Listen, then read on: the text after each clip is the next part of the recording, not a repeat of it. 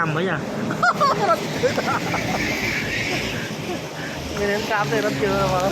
anh chụp cái anh da anh da ai cam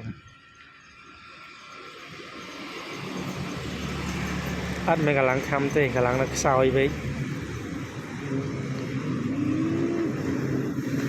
cái sát à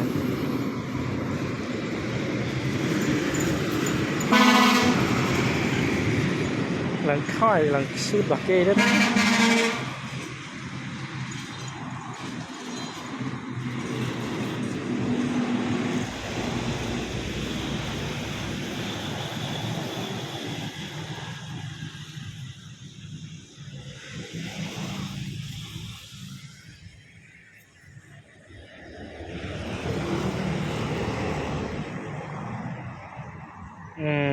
lăng sút bạc kê vậy cả chứ nó bây giờ nó kê à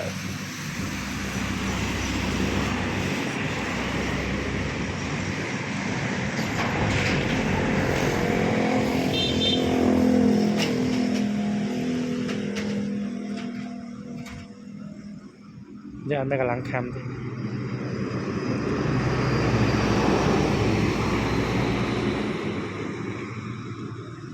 thầy chạp giờ ngặt chạp